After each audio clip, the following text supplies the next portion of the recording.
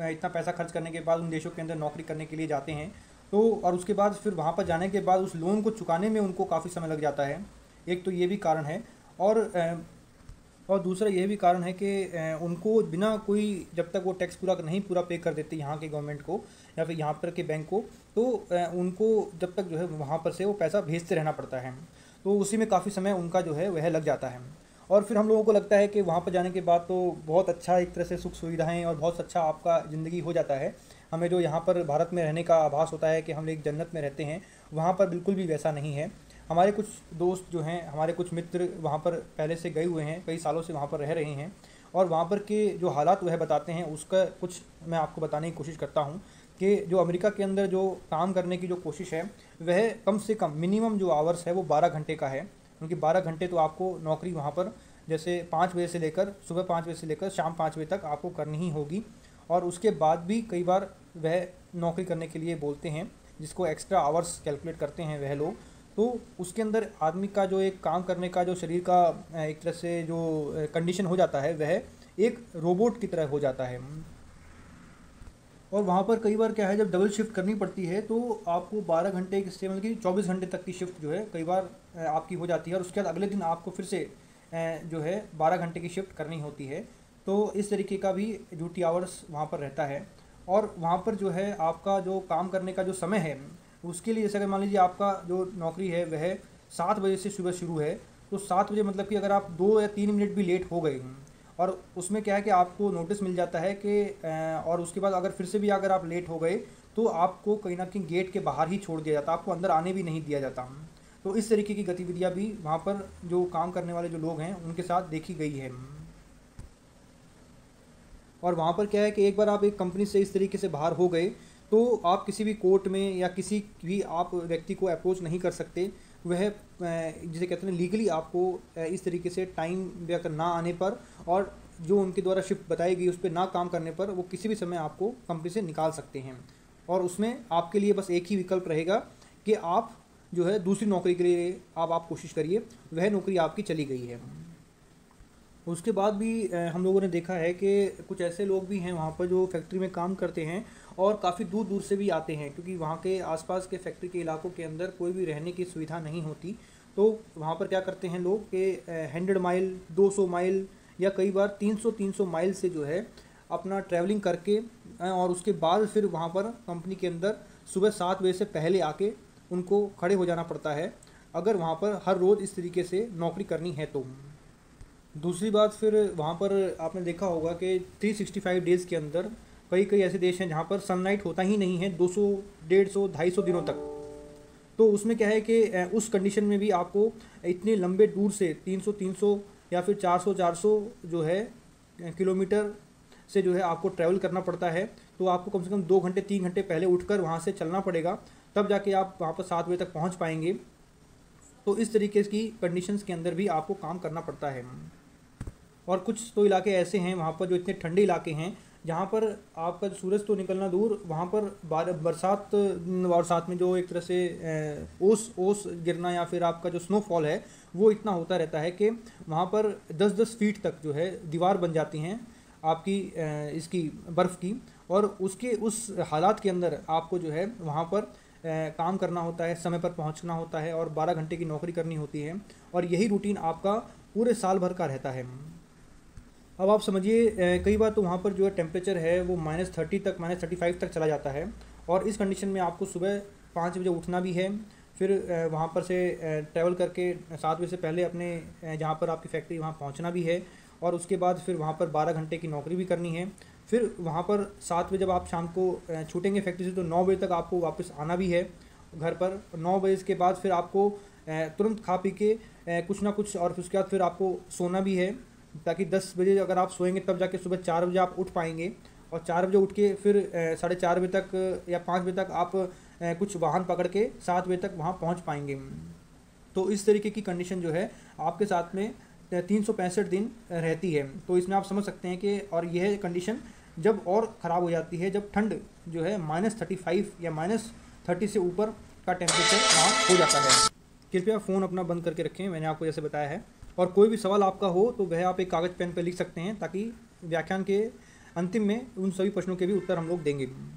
अभी देखिए कि दूसरी बात, फिर जब आप 7 से लेकर 7 बजे तक इस तरीके से ड्यूटी करेंगे और उसके बाद फिर आप ट्रैवल करेंगे, उसके बाद फिर यही आपको कम से कम 5-6 दिन तक जो है आपको करना होगा हफ्ते के अंदर। उसके बाद 1 दिन या 2 दिन ही आपको मिलेगा और उसके अंदर आपको अपने घर के सारे काम, जैसे इंश्योरेंस का आपको पे करना है, या फिर आपको बिजली बिल पे करना है, या फिर आपको सब्जी के लिए सब्जी वेजिटेबल्स ख़रीदनी है, कुछ फ्रूट्स ख़रीदने हैं, या फिर आपको डॉक्टर के पास जाना है, या फिर आपके घर के जितने भी बाकी सभी चीज़ों का जो आपको काम करना है वो उन्हीं 2 दिन में करना है। साथ में अपनी जो वो 5-6 दिन की जो नींद आपकी जो रह गई थी उसे भी पूरा, उसका जो हैंगओवर है उसको भी पूरा करना है। तो इन सब चीज़ों के साथ में आपको वहाँ पर रहना है, क्योंकि भारत देश के अंदर क्या है कि यहाँ तो यह सुविधा है जो हम लोगों ने देखा है मैसूर के अंदर भी और यहाँ केरला के अंदर भी हम लोगों ने देखा है कि यहाँ के लोग तो जो है सब्ज़ी लेकर भी आपके घर के आसपास तक कई बार आते हैं और आपको बोलते हैं कि आपको ये सब्ज़ी चाहिए, आपको वो सब्ज़ी चाहिए करके, या फिर आपको दूध चाहिए, दही चाहिए, जो भी आपको चाहिए वो आपके घर तक दे कर जाते हैं। मगर वहाँ पर के जगह पर ऐसा नहीं है अमेरिका के अंदर। वहाँ पर तो यह लोग कल्पना भी नहीं कर सकते कि इस तरीके की कोई सुख सुविधा उनको आगे तक कोई देने वाला है। तो उनको तो खुद जाकर ही वह सारी चीज़ें इकट्ठी करनी है और उसके बाद फिर वहाँ पर जाके अपने आसपास के सारे काम करके फिर सोना भी है, ताकि सारे काम हफ्ते में पूरे हो सकें। देख सकते हैं, आप ये देख सकते हैं कि दूसरा फिर आपको जो आपके इस्त्री करने वाला, जैसे कि मान लीजिए जो आयरन मैन होता है वो यहाँ मैसूर के अंदर आप देखते होंगे कई घरों के अंदर वो आपके घर के पास में आता है, वह डोरबेल बजा कर आपसे पूछता है कि आपके घर के अंदर कितने कपड़े हैं जिसको मैं इस्त्री करूं, तो वह फिर आप उसको दे दीजिए और आपके सामने ही वो इस्त्री करके आपको हाथ में दे देगा। तो ये चीज़ तो अमेरिका के अंदर संभव है ही नहीं, क्योंकि वहाँ पर तो आप पहले अपने वस्त्रों को इकट्ठा करके कम से कम नहीं तो 25-30 किलोमीटर जाइए ड्राइव करके, फिर वहाँ पर किसी लॉन्ड्री के अंदर उसे देकर आइए, फिर वह आपको बोलेगा कि इसको अगले हफ्ते आप लेने के लिए आइए। उसके बाद ही आपको जो है वो कपड़े इस्त्री हुए आपको मिलेंगे अगले हफ्ते तक। तो ये है जो सुविधाएं बहुत सारी ऐसी हैं भारत के अंदर जो आपको मिल जाती हैं बहुत आसानी से, मगर जब उसे आप अमेरिका के अंदर देखते हैं तो आपको वह दूर दूर तक कहीं भी दिखाई नहीं देती हैं। अभी आप ये देखिए कि दूसरा एक उदाहरण देता हूँ कि दूध के ऊपर, कि जहाँ पर भारत देश के अंदर तो संभव है कि आपके पास में ही, आपके घर के सामने ही जो है आपको दूध की उपलब्धि कोई व्यक्ति करवा भी दे, और वहाँ पर अमेरिका के अंदर तो यह दूर दूर तक संभव नहीं है। वहाँ पर आपको अपनी गाड़ी पकड़ के करीबन 30-40 किलोमीटर आपको ड्राइव करके जाना पड़ेगा एक सुपरमार्केट के अंदर। वहाँ पर आपको दूध खरीदना पड़ेगा और बाकी सारा सामान, और वह दूध आपको हफ्ते भर का ख़रीदना पड़ेगा, ताकि उसे फिर आप क्योंकि हफ्ते में आपसे बार बार तो आप वहाँ पर आ नहीं सकते सुपरमार्केट, इतना कम समय आपको मिलता है। तो उसके बाद फिर जबकि आप देखिए दूध का क्या है कंजप्शन, अगर आपका 12 घंटे के अंदर ही हो जाए तो ही सबसे अच्छा रहता है। अगर मान लें वो 12 घंटे के बाद अगर आप उसे किसी तरीके से लेते हैं अपने शरीर के अंदर, तो उसके अंदर जो एलडीएल है या फिर वीएलडीएल जो हमारे शरीर के अंदर बनते हैं वो कहीं ना कहीं बनने शुरू हो जाएंगे, और उससे फिर आपकी डायबिटीज़ और पता नहीं क्या क्या बीमारियां जो है आपके शरीर के अंदर घ्रसित होती चली जाएंगी। तो इसी से आप समझ सकते हैं कि अमेरिका के अंदर वह दूर दूर तक संभव नहीं है कि आप जो है दिल्ली का फ्रेश हर एक चीज़ आप घर पे लेके आ सकें। आपको पूरे महीने हफ्ते भर की लेके आनी पड़ेंगी, और उसी को फिर आपको चाहे वो फ्रिज में डालिए चाहे वो किसी भी तरीके से, और वही आपको जो है खाने पीने के लिए इस्तेमाल करनी होंगी। उसके बाद आप देखते होंगे कि इस तरीके का जब लाइफस्टाइल हो जाता है अमेरिका के लोगों का, तो आप देखते हैं कि बहुत सारे लोग वहाँ पर जो है मोटापे के शिकार हो जाते हैं। और जब आप रोड के बीच में खड़े होंगे तो आप देखेंगे चारों तरफ, तो हर दूसरा तीसरा बंदा जो है आपको मोटा मिलेगा, जिसकी जो इसका जो वज़न है वो 100 किलो से ऊपर है, 150 किलो से ऊपर है। इस तरीके के लोग आपको अक्सर देखने को मिलेंगे, जबकि भारत देश के अंदर ऐसा नहीं है। यहाँ के लोग काफ़ी स्लिम ट्रिम हैं बाकी और देशों के मुकाबले। तो इन सब चीज़ों को भी आपको देख के चलना पड़ेगा, और जितना भी आप मोटापे के शिकार होंगे उतना ही आपका वीएलडीएल एलडीएल जो लेवल बढ़ेगा, वो आपके अंदर कहीं ना कहीं दूर दूर तक हार्ट अटैक या फिर डायबिटीज़ या फिर और इस तरीके की बहुत सारी बीमारियों को इकट्ठा करेगा, जो आपको आगे चल के आपके शरीर के लिए घातक साबित होने वाले हैं। अभी आप देखिए कि हम लोगों ने कुछ ऐसे भी वहाँ पर, जब हमारे जो मित्र हैं वो बताते रहते हैं, तो वो बताते हैं कि वहाँ पर कुछ ऐसे लोग भी हैं जिनकी जो वेट है वो 350 किलो तक का भी है। जो 350 किलो तक के भी जो लोग हैं वहाँ पर आपको देखने को मिलेंगे। और आपको पता है मोटापे का जो शिकार एक बार हो जाता है वह अपने शरीर के अंदर बाकी और लोगों को भी आकर्षित करता है। जैसे कि डायबिटीज़ करता है, अर्थराइटिस करता है, और बहुत सारी बीमारियां हैं जो वो हार्ट अटैक हो गया, तो इस तरह की बीमारियां जो हैं फिर आम हो जाती हैं ऐसे लोगों के अंदर जो मोटापे के शिकार हो जाते हैं। तो आप ये समझिए कि मतलब कि वहाँ पर सबसे पहले तो जो एक तरह से जो वहाँ पर जो नेटवर्क बन जाता है खाने पीने का, रहने का, काम करने का, और वो एक इस तरीके का सोशल इन्वायरमेंट बन जाता है जिसके अंदर आप मोटापे से बचना बहुत मुश्किल ही आपके लिए संभव हो पाता है। दूसरा फिर वहाँ पर अगर आप देखेंगे कि अमेरिका के अंदर तो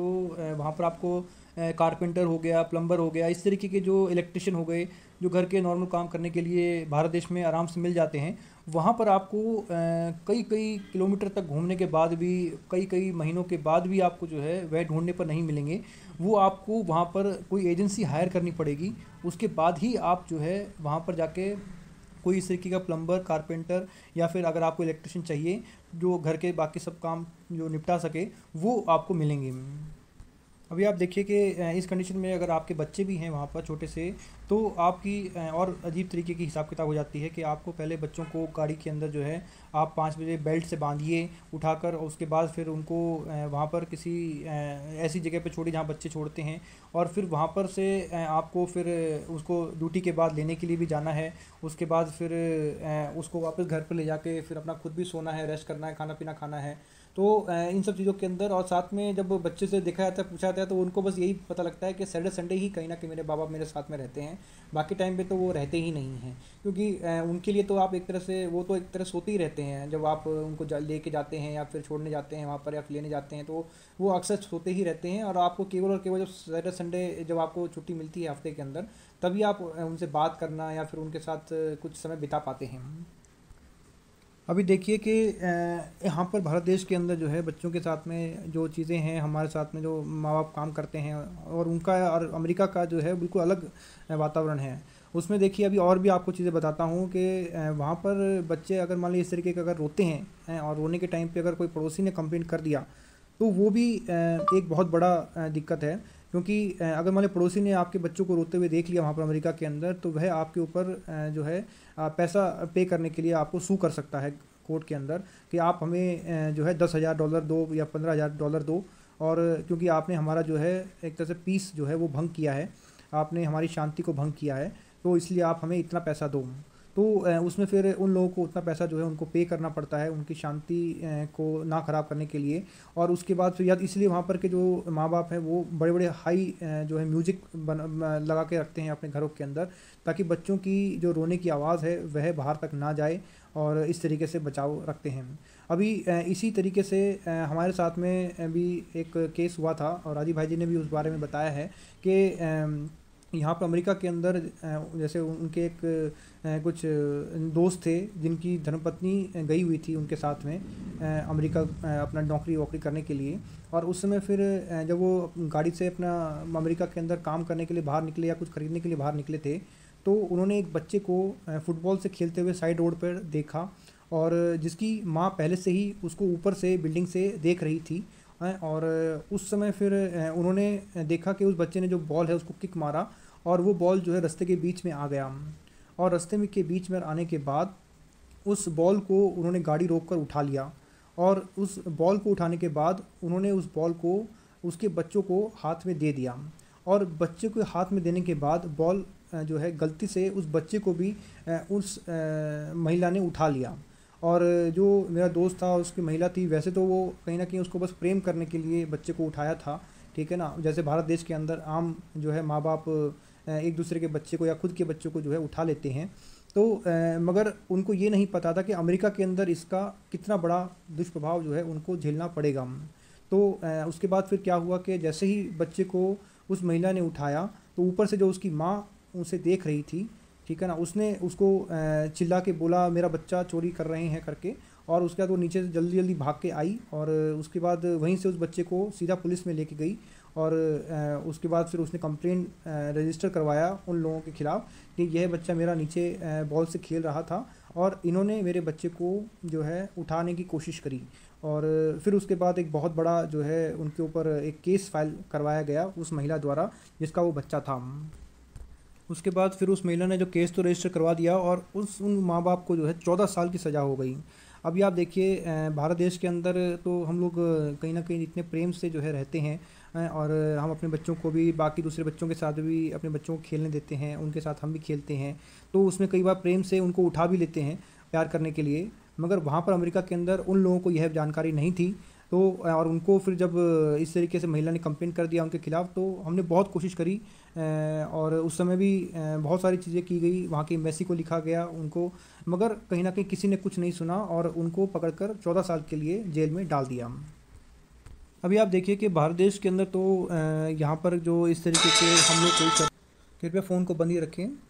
और अगर ज़्यादा ज़रूरी है तो आप कृपया बाहर जाके कर सकते हैं, उसको उठा सकते हैं। तो मैं ये कह रहा था कि भारत देश के अंदर जो है कि यहाँ पर नेबर जो है आपके बच्चे को ज़्यादा प्रेम करते हैं, कई बार आपसे भी ज़्यादा प्रेम उनको हो जाता है, और आपके बच्चों उनके बच्चों को भी आपसे ज़्यादा प्रेम हो जाता है कई बार। तो ये चीज़ यहाँ भारत के अंदर तो संभव है कि एक दूसरे के बच्चे को आप प्रेम से जो है आप बात कर सकते हैं, उठा सकते हैं, प्रेम कर सकते हैं, मगर वहाँ पर के लोगों के बीच में जो है ये सब चीज़ें सही नहीं हैं। तो वो इसका और वहाँ पर का एटमॉस्फेयर जो है बिल्कुल अलग है। तो इसी से आप आंकलन कर सकते हैं कि उन लोगों को जो है इतने समय तक का दंड जो है उनको भुगतना पड़ गया, और उन्होंने करीबन 14 साल का जो है जेल भुगतना पड़ा, केवल इसलिए कि उन्होंने भारत देश की तरह वहाँ पर के बच्चों को भी प्यार करने के लिए अपने पास उठा लिया और इस तरीके से। मगर वहाँ पर के कॉन्स्टिट्यूशन के हिसाब से वो एक अगवा कहा गया, और यहाँ पर भारत देश के अंदर उससे कहीं ना कहीं एक दूसरे की हेल्प जिसे कहें बोला जाता है। तो इसी से आप समझ सकते हैं कि कितना फ़र्क है यहाँ के आपके वातावरण में, जो भारत देश की जो सोसाइटी है और अमेरिका की जो सोसाइटी है उसमें कितना फ़र्क आपको इस उदाहरण से देखने को मिलेगा। अभी एक और उदाहरण देने की कोशिश करूँगा इस संदर्भ में कि मेरा एक और दोस्त है जो वहाँ पर अमेरिका के अंदर अभी कुछ 2020 में ही गया है, और उसने भी वही एक उसके साथ भी इंसिडेंट हुआ जो राजीव भाई जी ने बताया था कि वहाँ पर एक उनके दोस्त के घर में आग लगी। तो उन्होंने फिर राजीव भाई जी को फ़ोन किया कि मैं तो बहुत परेशान हो गया करके। तो फिर राजीव भाई जी ने भी पूछा कि आप परेशान कैसे हो गए। तो उन्होंने बताया कि परेशान मैं इसलिए हो गया कि मेरे घर में जब आग लगी तो फायर ब्रिगेड वाला भी आ गया, और उसके बाद फिर फायर से डिपार्टमेंट से वो भी आ गए जिन्होंने मेरा सामान जितना भी जला था वो सब चीज़ों की रिकवरी करने के लिए भी आ गए। उसके बाद फिर पुलिस वाले आए, उन्होंने एफआईआर भी लॉन्च करवा दिया, सब कुछ हो गया, और अखबार में भी छप गया, सब कुछ काम सही तरीके से हो गए, और इंश्योरेंस वाले भी आ गए। मगर सबसे बड़ी जो चीज़ मैंने देखी यहाँ, जब भी मेरे घर में आग लगी तो पड़ोसी नहीं आया निकल के मेरे को पूछने के लिए असल में हुआ क्या है करके। तो ये एक सबसे बड़ी आश्चर्य की बात उन्हें लगी, और फिर उस पर हमने भी उनको बताया कि देखिए पड़ोसी तो वहाँ पर अमेरिका के अंदर बिल्कुल भी नहीं आएगा, क्योंकि वो जो वहाँ का वातावरण है वो यहाँ पर भारत का हिसाब से नहीं है। भारत के अंदर क्या है कि अगर आपके घर में आग लगेगी तो सबसे पहले बाल्टी लेके जो है आपका पड़ोसी ही आएगा, वही आग बुझाएगा, वही सारे जो चीज़ें अगर आपकी जल गई हैं उसको बचाएगा, और वही आपका एफआईआर के लिए भी सब कुछ लगभग आपके पड़ोसी ही सभी लोग सब कुछ कर देंगे। मगर वहाँ पर अमेरिका के अंदर ऐसा बिल्कुल भी आप दूर दूर तक भी संभावना ऐसा ना रखें। तो यही मैं उनको समझाया कि भारत देश के अंदर केवल आपको नेबर ही दिखाई देगा जो आपको पूरी मदद करेगा हर एक चीज़ के अंदर, और पूरा आग बुझाने से लेकर एफआईआर करने पर और सब कुछ मतलब कि आपकी पूरी मदद करेगा। और अमेरिका के अंदर आपको नेबर ही नहीं मिलेगा, आपको सब तरीके के जो डिपार्टमेंट हैं वो पहले से ही फिक्स कर रखे हैं, वही आएंगे, वही सब कुछ करेंगे, वही आपको सब कुछ करके चले जाएंगे। तो यही सबसे बड़ा जो है इन दोनों देशों के अंदर एक तरह से जो सोसाइटी के अंदर जो है वो इतना डिफरेंस है। तो आप कह सकते हैं कि एक माइंडसेट जो है वहाँ पर के एटमॉस्फेयर का और यहाँ के जो एक तरह से वातावरण है भारत का, उसका माइंडसेट बिल्कुल अलग है और यहाँ का माइंडसेट बिल्कुल अलग है। तो वो माइंडसेट बनाते बनाते वहाँ पर अमेरिका के अंदर बहुत समय लग जाता है, और उसके बाद फिर जो आपके परमानेंट जॉब ढूंढते ढूंढते बहुत समय लग जाता है। जब तक परमानेंट जॉब नहीं मिलता, जब तक तलवार लटकती रहती है कि आपको क्या पता अगले ही दिन जो है लेटर दे के गेट के बाहर कर दिया जाए। तो इस तरीके की गतिविधियाँ जो है जब आप देखते हैं कि रहती हैं वहाँ पर, फिर उस माइंडसेट को पूरा सेट होने के बाद आप जब 4-5 साल वहाँ रुक जाते हैं अमेरिका के अंदर या यूरोप के अंदर, फिर वहाँ से वापस भारत में आना और उस माइंडसेट को फिर से बदलना उन लोगों के लिए लगभग नामुमकिन हो जाता है। अब देखिए वहाँ पर जो सबसे बड़ी दिक्कत और उनके साथ में आती है वह आती है आगे चल के उनके बच्चे जब बड़े हो जाते हैं, 10-10, 12-12, 15-15 साल के जब बच्चे हो जाते हैं और वह बिना माँ बाप को बताए हुए कहीं पर भी निकल जाते हैं, रात रात भर आते नहीं हैं, तब उनको लगता है कि यह बहुत बड़ा गलत हो रहा है उनके बच्चों के साथ में। तो ये फिर कल्चरल प्रॉब्लम जो है आ जाती है। तो वो कल्चर प्रॉब्लम जो है वह उन्हें फिर सताती है कि हम लोगों को यहाँ से अमेरिका से या फिर यूरोप से जाना चाहिए अपने देशों के अंदर, क्योंकि उनके बच्चे वहाँ पर बिगड़ रहे होते हैं। तो वह आप देखिए कि क्योंकि वहाँ पर अमेरिका के अंदर, यूरोप के अंदर आप देखेंगे कुछ देशों के अंदर वहाँ पर लॉ बना रखा है कि आपके यहाँ पर जो है बच्चे 10 साल या 12 साल का उन्होंने बना रखा है कि यहाँ पर प्रेग्नेंट हो सकते हैं, ठीक है ना। जबकि भारत देश के अंदर 18 साल से नीचे की जो इस तरीके के हैं उनको हम लोग असंवैधानिक मानते हैं, वहाँ पर 12 साल किया हुआ है। तो 12 साल के जो लड़कियाँ हैं, लड़के हैं, वो आपस में कहीं पर भी घूम सकते हैं, कुछ भी कर सकते हैं। और इसी तरीके से वहाँ पर की जो सोशल लाइफ है वो बिल्कुल ही अलग है भारत देश की सोशल लाइफ से। अभी आप देखिए कि भारत देश के अंदर अगर मान लें इस तरीके का आपको कहीं से दिखता है कि कोई अपनी बेटी की 12 साल के बाद शादी करवा रहा है या फिर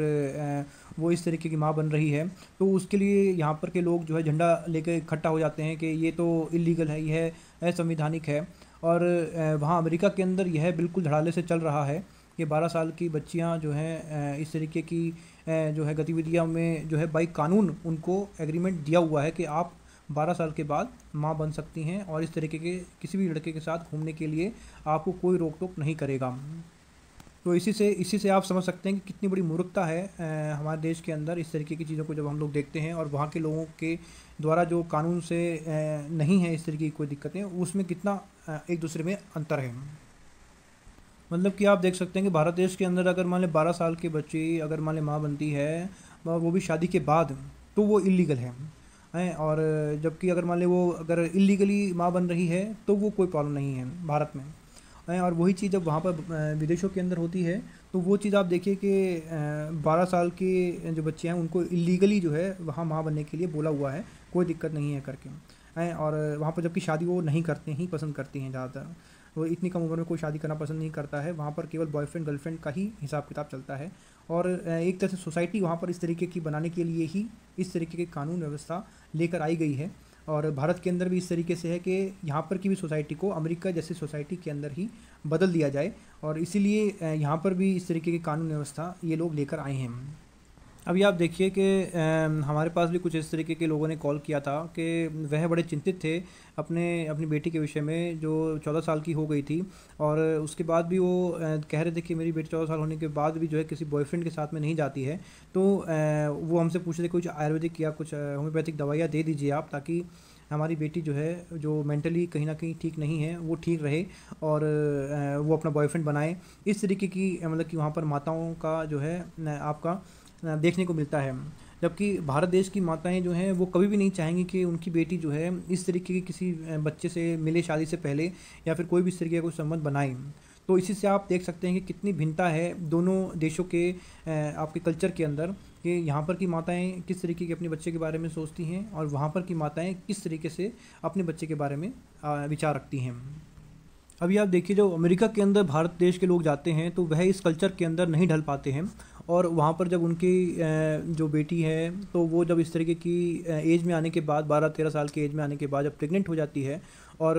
जब उनको जब पता लगता है तब वह अपना माथा पीटते हैं और बोलते हैं कि हमने बहुत बड़ी गलती करी कि अमेरिका के अंदर हम लोग आए, और अमेरिका के अंदर आने के बाद हम लोगों ने इस तरीके की सोसाइटी के अंदर कदम रखा जहाँ पर हमारी जो बेटी है वो बिल्कुल बिगड़ चुकी है अपने आसपास की सोसाइटी के अंदर, जिसे मतलब कि अभी प्रेग्नेंट भी कर दिया गया है और उसको कोई उससे दिक्कत भी नहीं है। तो इस तरीके की चीज़ें जो है जो कि बिल्कुल विपरीत हैं भारतीय संस्कृति से,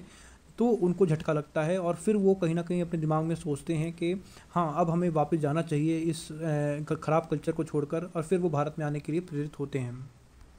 तो ऐसे में वो फिर क्या करते हैं कि सबसे पहले अपनी बेटी का वो जो प्रेगनेंसी है वो टर्मिनेट करवाते हैं, फिर अपने आप को अमेरिका से शिफ्ट करते हैं भारत के अंदर, और उसके बाद फिर वह उस बेटी का जो है यहाँ पर किसी और लड़के के साथ विवाह करवाते हैं, और फिर उनकी बेटी को कहीं ना कहीं वो सोचते हैं कि अब ठीक है करके, क्योंकि नहीं तो वहाँ पर क्या है कि अमेरिका के अंदर अगर उनकी बेटी इस तरीके की प्रेगनेंसी हो जाती है और बॉयफ्रेंड के साथ में रहना शुरू कर देती है, तो वहाँ पर क्या है कि 70 से लेकर 75 आज के समय जो है परसेंटेज देखी गई है कि वहाँ के लोग जो है शादी करना पसंद नहीं करते हैं, वो सिर्फ और सिर्फ लिविंग रिलेशनशिप में ही रहना पसंद करते हैं। मतलब कि साथ बिना शादी के ही जो है लड़का लड़का और लड़की साथ में रहते हैं और वह हर तरीके के सारे एक्टिविटी करते हैं जो एक मियाँ बीवी एक दूसरे के साथ करते हैं, और उसके बावजूद उनको फिर कोई सोसाइटी से भी कोई दिक्कत नहीं होती, ना ही सरकार से, ना ही कोई लीगली उनको कोई दिक्कत होती है। मगर जो भारतीय माँ बाप हैं वह इस चीज़ को नहीं समझ पाते हैं, वो इसको सही नहीं मानते हैं, तो उनको ये झटका लगता है और वो फिर भारत में आने की सोचते हैं। अभी आप देखिए कि इस तरीके के जो बच्चे होते हैं जो लिविंग रिलेशनशिप बनाते हैं वहाँ अमेरिका के अंदर, तो अक्सर उसमें कई बार बच्चे हो जाते हैं, और जब बच्चे हो जाते हैं तो उसके अंदर सबसे बड़ी दिक्कत आती है उनके लिए कि उनको किसका नाम और किसका सरनेम दिया जाए। तो उन बच्चों का फिर वो एक तरह से उनके जो माँ बाप होते हैं इस तरीके के जो बिना शादी के बच्चे कर लेते हैं, तो वह फिर उन बच्चों को कन्वेंट स्कूलों में भेज देते हैं। कन्वेंट स्कूल मतलब कि जहाँ पर ये ना ही किसी के बाप का पता हो ना किसी की माँ का पता हो, इस तरीके की स्कूल होते हैं। और उन कन्वेंट स्कूलों को आजकल क्या है, दुर्भाग्य से हमारे भारत देश के अंदर भी हम लोगों ने इंपोर्ट कर लिया है, और जबकि हमारे देश के अंदर तो सब बच्चों के माँ बाप पहले से ही पता होते हैं कि कौन किसका बेटा है, कौन किसकी माँ है करके हैं। और मगर फिर भी दुर्भाग्य से हम लोगों ने उन कन्वेंट स्कूलों को कहीं ना कहीं प्राथमिकता देनी शुरू कर दी है भारत देश के अंदर। और हम लोग गर्व से कहते हैं कई कई बार तो कि देखिए हमने अपने बेटा बड़ी मेहनत से बड़े पैसा खर्च करके कन्वेंट स्कूल में करवाया है। तो ये आप ये देख सकते हैं कितना बड़ा दुर्भाग्य है कि भारत देश के अंदर जो है वहाँ के कल्चर को अपना रहा है बिना जानते हुए कि उसके पीछे का क्या असल में रहस्य है। उसके बाद फिर आप देखिए कि ये तो हो गया कल्चरिक जो तौर पे जो हमारे देशों के अंदर बहुत सारे अंतर देखे गए हैं कल्चर के तौर पर। उसके बाद फिर आप देखिए कि मौसम के तौर पर भी, मतलब कि अगर आप तापमान को देखेंगे तब भी आपको पता लगेगा कि बहुत सारा जो है हम लोगों के अंदर विभिन्नता है अमेरिका और भारत के अंदर। अभी देखिए भारत के अंदर क्या है कि हमारा जो टेम्परेचर जोन है वो 15 डिग्री से लेकर 52 डिग्री तक का है, और उनकी इस वातावरण से लेकर इस वातावरण के बीच में ही हमारे देश के अंदर जो हमारी जो शरीर है वो ढला हुआ है पहले से ही है। और जैसे और बाकी जो अमेरिका के अंदर है वो आपको मिलेगा -40 डिग्री से लेकर +50 डिग्री तक जो है आपको टेम्परेचर अमेरिका के अंदर देखने को मिलेगा। तो उसमें क्या है कि वहाँ के लोगों का जो एक एडजस्टमेंट है बॉडी का वो अलग है, तो उसमें काफ़ी भिन्नताएँ आ जाती हैं। तो जैसे अभी भारत देश के अंदर क्या है कि सुबह का जो जब समय होता है तो उस समय थोड़ा ठंडा होता है, तो उस समय वात का समय रहता है, और जैसे ही थोड़ा सा दोपहर हो जाती है फिर वहाँ यहाँ पर जो है पित्त का प्रकोप बढ़ जाता है। तो और उसके बाद फिर जैसे ही शाम होती है तो उस समय यहाँ पर कफ का प्रकोप बढ़ जाता है। तो इस तरीके की जो अलग अलग समय पे अलग अलग हमारे शरीर की जो दोष रहते हैं वो इस तरीके से रहते हैं, जबकि अमेरिका के अंदर बिल्कुल अलग है। फिर हम लोग जब एक दूसरे देशों के अंदर जाते हैं तो उसके अंदर शरीर को ढलना थोड़ा मुश्किल हो जाता है कई बार, और उसकी वजह से क्या होता है कि हमारे अंदर अलग अलग प्रकार की बीमारियों को हम लोग आकर्षित करते हैं, जो कि हम लोगों को नहीं करना चाहिए। तो ऐसी बहुत सारी और भी चीज़ें हैं जिसको हम लोग इस व्याख्यान के द्वारा बता सकते हैं, मगर समय की मेरे पास थोड़ी सी कमी होने की वजह से आपके बीच में अभी इतना ही मैं रख पाऊँगा। अभी और भी आगे हमारे साथ में जो दूसरे हमारे व्यक्तित्व हैं वो अखिलेश भाई जी हैं, वो आपके बीच में रखेंगे। और एक चंदन भाई भी काफ़ी देर से बैठे हुए हैं, तो वो भी आपके बीच में कुछ बातें रखेंगे, वो यहाँ की स्थानीय भाषा में रखेंगे, केरला में, मलयालम में। तो वो भी आप अच्छी तरीके से समझिएगा और इस पूरे ब्रेन ड्रेन के जो इस जाल को वो समझने की कोशिश कीजिएगा। और उसके बाद फिर हम लोग आपके बीच में हम आगे भी आते रहेंगे। और बहुत बहुत धन्यवाद, आपने इतना समय देकर हमें सुना। और हाँ, बस यही कोशिश करिएगा कि जो हम लोगों ने बातें कही हैं उसको अच्छी तरीके से गहराई से समझने की कोशिश करिएगा, और ये समझिएगा कि कितना ज़रूरी है कि भारत देश के अंदर ही अगर हम लोग रहकर यहाँ पर ही अपना कोशिश करें नौकरी करने की तो सबसे अच्छा रहेगा। क्योंकि बाहर पैसा दिखाई देता है मगर कहीं ना कहीं शरीर जो है वो सही नहीं रहता है, और उसके बाद फिर कल्चर भी ख़राब हो जाता है। और वो भारत में आने के बाद फिर अगर आप कोशिश करेंगे उसको ठीक करने के लिए तो वो भी सही नहीं हो पाता है इतना। तो बहुत सारी एक तरह से खिचड़ी सी बन जाती है, और वो आगे चल के आपको दिक्कत ही देगी। तो इससे अच्छा है कि आपको यहाँ पर देश के अंदर रहकर अपने और भारत देश के अंदर ही अपना आगे बढ़ा जाए, मेहनत की जाए, और उसके बाद फिर हम लोग देश की सेवा भारत में रहकर भी कर सकते हैं। और इसी पेपर पर बोलकर मैं अपना व्याख्यान यहाँ पर समाप्त करता हूँ और बाकी और लोगों को यहाँ पर आमंत्रित करता हूँ। जय हिंद, वंदे मातरम।